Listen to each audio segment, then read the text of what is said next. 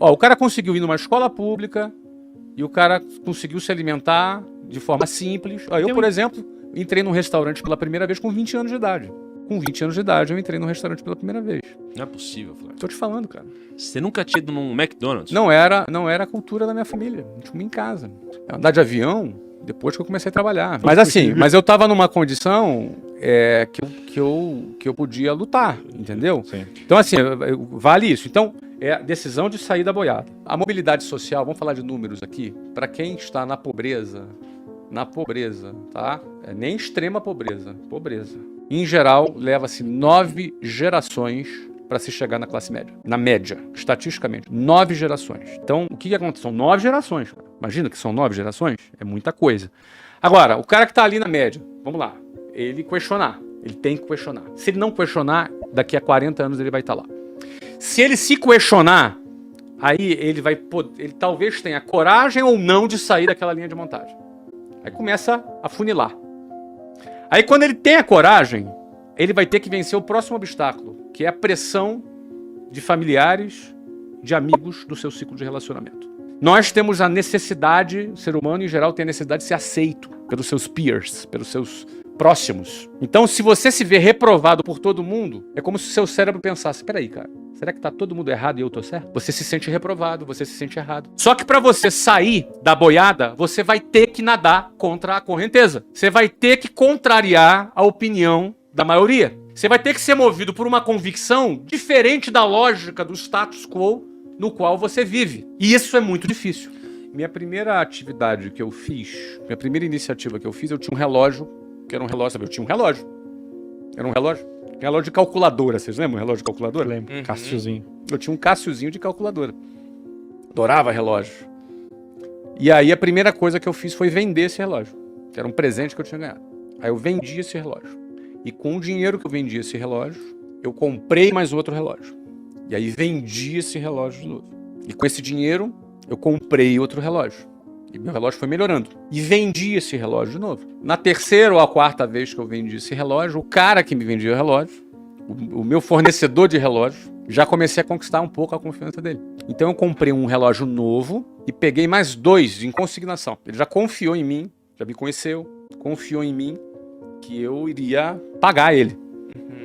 E aí eu vendi os 3 relógios. Levei, uma semana depois, o dinheiro, ganhei o meu dinheiro do meu relógio e a comissão dos outros 2 relógios, ou seja, o lucro do outro 2 relógios, paguei os 3 relógios para ele. Comprei 2 relógios e peguei mais 2 consignados. E vendi os 4 relógios e assim foi, assim foi. Eu acho que eu vendi uns, 150 relógios. Eu comecei a vender assim. O primeiro relógio que eu comecei a vender foram para os meus amigos. Eu fui na intuição. E relógio é um produto muito simples de vender, não requer muita técnica. Naquela época tinha uma linha que existe até hoje, que é a linha Citizen ProMaster. Era muito desejado.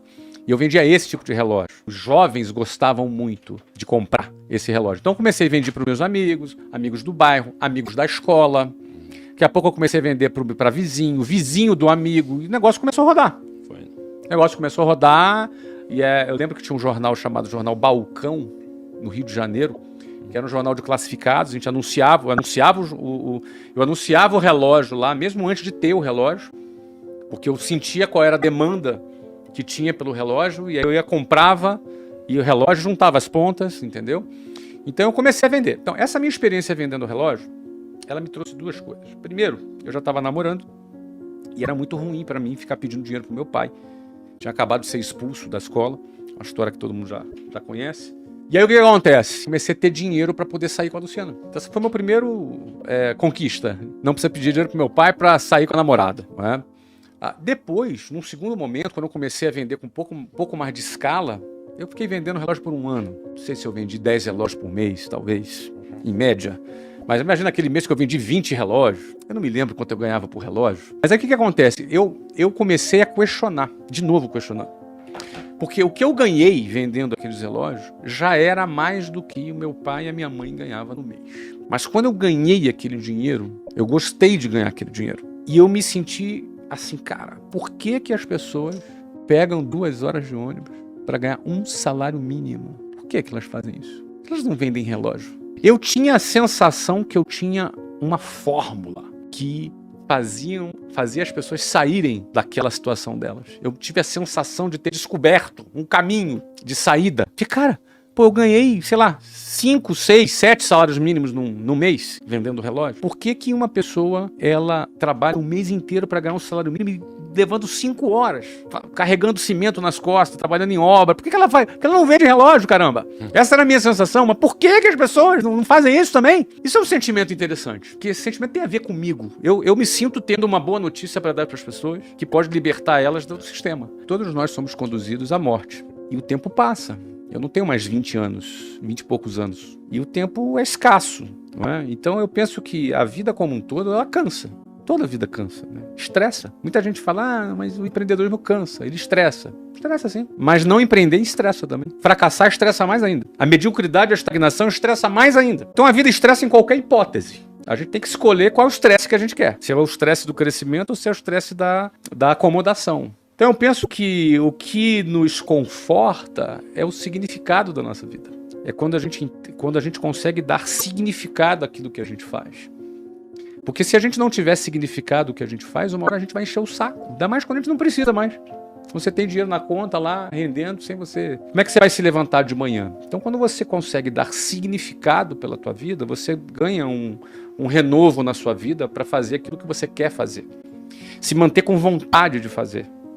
Porque você perdeu a vontade, perdeu a vida. Você está morto. A vida está na vontade. Mas você só mantém a sua vontade quando você tem significado. Tem uma fase da sua vida que você pensa assim, ó, o dia que eu ganhar o meu primeiro milhão, eu vou ser feliz. Aí você vai ganhar o seu primeiro milhão. E aí? Depois? Não, mas o dia que eu tiver uma empresa de sucesso, aí você tem uma empresa de sucesso. E depois? Não, o dia que eu casar, o dia que eu isso, o dia que eu aquilo. Eu procuro buscar sempre significado para minha vida.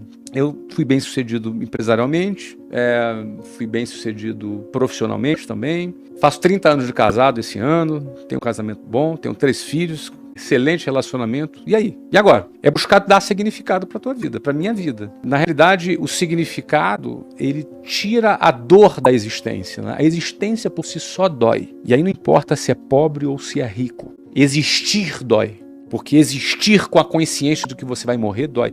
O homem é o único animal que sabe que vai morrer. Um cachorro não sabe que vai morrer. Então, quando você é um cara que sabe que vai morrer, e você pensa, você questiona. Peraí, cara. Se você não estiver alinhado nisso tudo, existir dói. Respirar vai doer. Aí não importa qual é o tamanho da conta bancária.